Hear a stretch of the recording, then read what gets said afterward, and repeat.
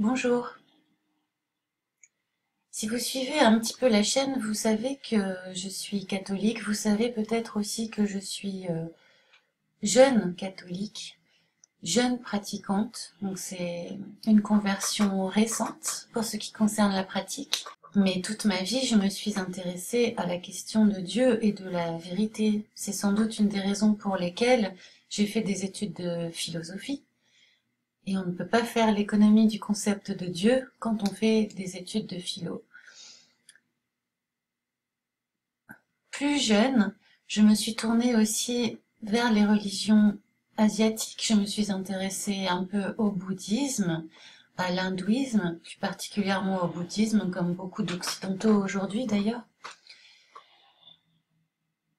Et j'y ai cherché une philosophie, une spiritualité, sans toutefois prendre refuge ou entrer dans une pratique du bouddhisme.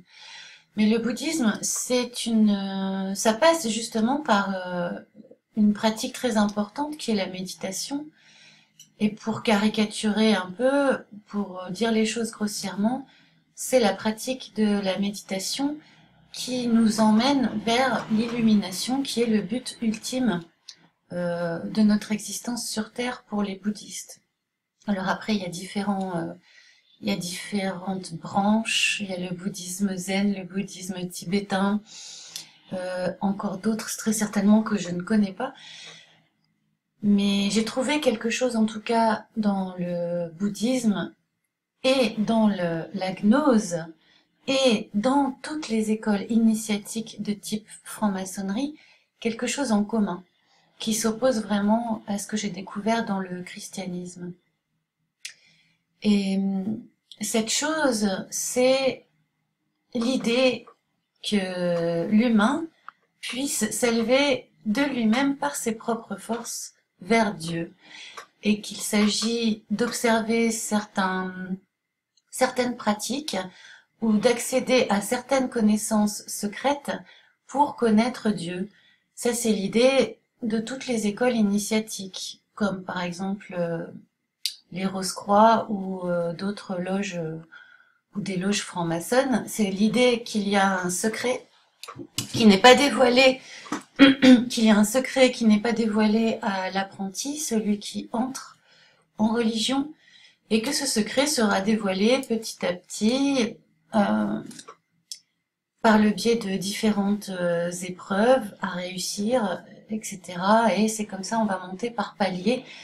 On va arriver au secret ultime, soit via le dévoilement de connaissances qui ont été transmises par le biais de cette école initiatique, soit par des pratiques physiques ou d'hygiène ou d'alimentation, comme par exemple les jésuites ont des pratiques, je crois, corporelles, méditatives ou même de mortification. Enfin, pour moi, tout ce qui va relever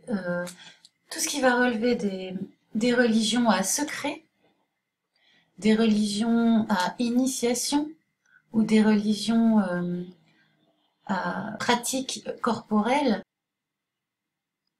Mais chez les chrétiens, ça se passe pas du tout de la même façon en fait.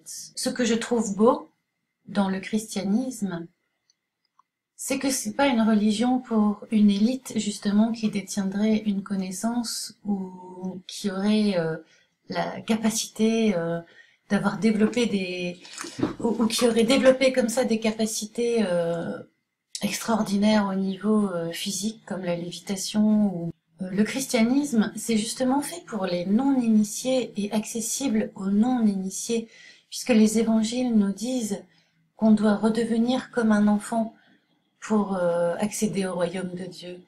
Et redevenir comme un enfant, c'est avoir cette confiance que les enfants ont dans leurs parents, mais cette fois-ci porter cette confiance en Dieu, en admettant, en sachant qu'on ne sait pas tout et qu'on ne peut pas tout savoir. Ça, c'est quelque chose qui est propre au christianisme, je pense. C'est une spiritualité qui s'adresse aux non-initiés, qui ne s'adresse pas à une élite, qui s'adresse à tous, où il s'agit de recouvrer une certaine forme d'innocence, qui est un challenge énorme, qui est un défi énorme.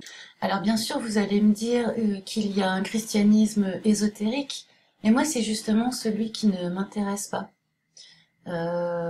J'ai pris de la distance aussi avec toutes les études symboliques, ou toutes les spéculations qu'on peut faire autour de tel ou tel récit mythique.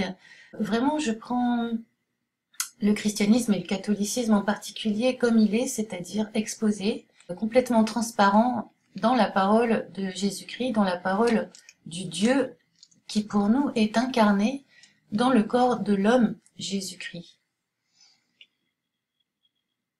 C'est un Dieu qui se rabaisse, c'est un Dieu qui s'abaisse à hauteur d'homme, c'est lui qui vient vers nous, ce n'est pas nous qui nous élevons vers lui, comme préconisé dans les philosophies, les sectes que j'ai citées avant. Pour nous, dans notre religion, c'est Dieu qui s'abaisse à la condition humaine, c'est Dieu qui vient vers nous, qui se penche vers nous.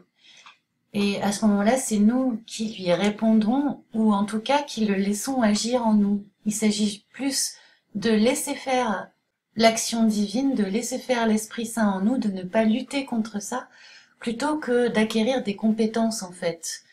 Il s'agit pas de ça, il s'agit vraiment d'un Dieu qui se penche jusqu'à nous, qui s'abaisse, qui descend jusqu'à nous, et nous devons simplement nous laisser nous élever.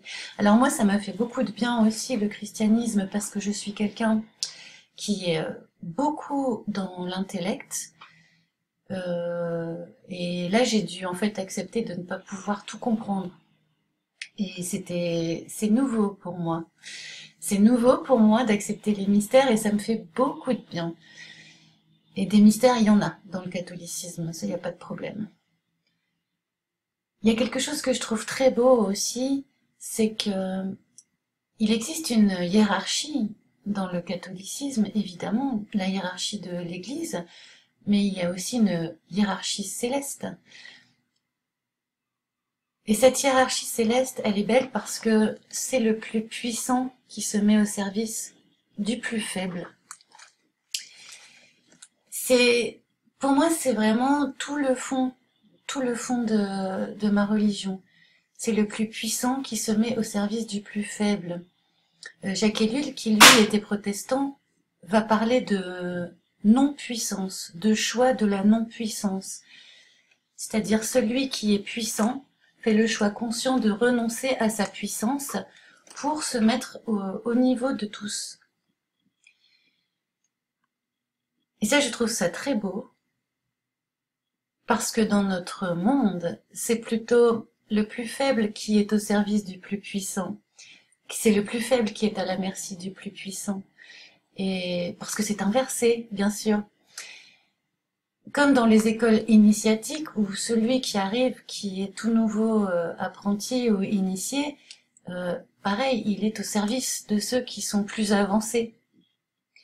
Tandis que chez nous, en tout cas dans la religion catholique, il est important pour nous de, se sachant plus fort que quelqu'un, de se mettre à son service. Voilà.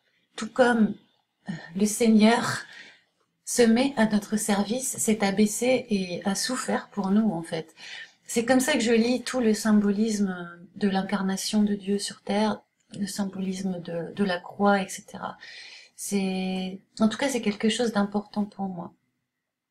Voilà, je voulais partager ça avec vous. Je vous dis à bientôt. Au revoir.